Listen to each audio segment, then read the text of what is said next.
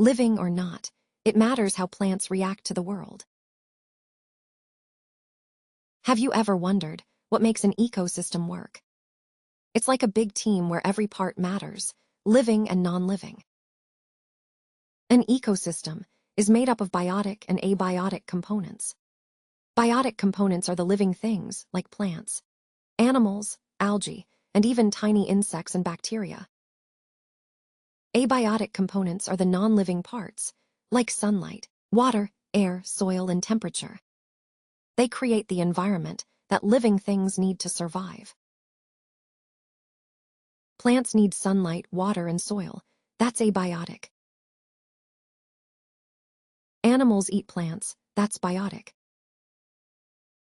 Together, they create balance in nature.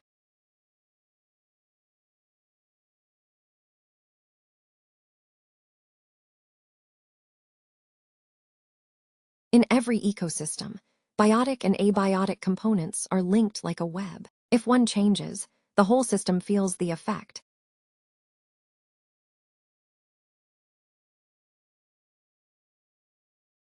Life on Earth survives because of this perfect balance between living and non-living things.